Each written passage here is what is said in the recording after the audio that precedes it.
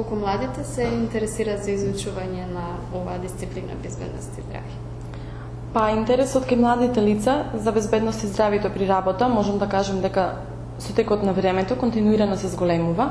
Тоа значи дека конкретно еве за факултетот за безбедност и здравје при работа, односно за безбедносно инженерство, од неговото основање до денес, значи од 2012 година до сега, има преку 250 запишани студенти на двете насоки, со тоа што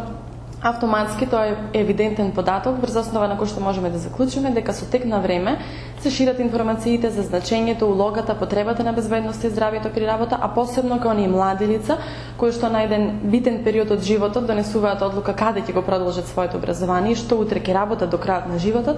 и добар дел од нив се одлучуваат значи за изучување на безбедност и здравјето при работа. Колку вие посредувате во на практично искуство?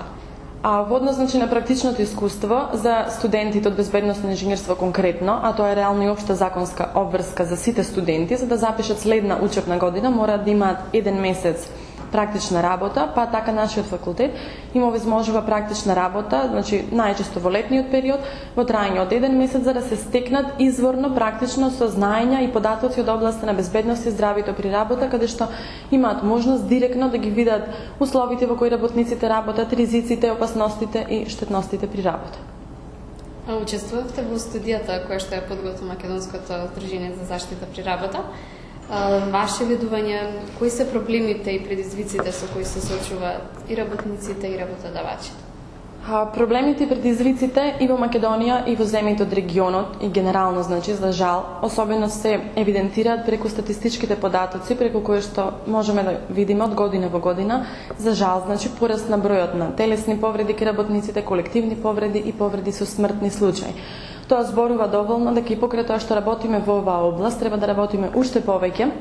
за да се трудиме нешто како скандинавските земји, кои што се стремат кон нулта повреди на работа, нели нормално не можеме да го достигнеме тој стандард, меѓутоа сепак и реално е невозможно да имаме нула повреди и смртни случаи, меѓутоа барем да ги намалуваме од година во година евидентираните случаи на телесни повреди, колективни повреди и смртни случаи на работно место. Кои се ваши препораки за намалување на тие повреди и несреќи? Па за намалување на повредите и несреќите при работа треба значи доста да се работи значи пред се на имплементација или примена на Законот за безбедност и здравје при работа во сите дејности и во сите сектори без исклучок, да се почитуваат пред се законските прописи и понатаму да се соработува меѓу институциите, да имаме развиена мрежа на соработка на национално ниво, исто и на меѓународно ниво, да имаме соработки со граѓанските организации, а од особено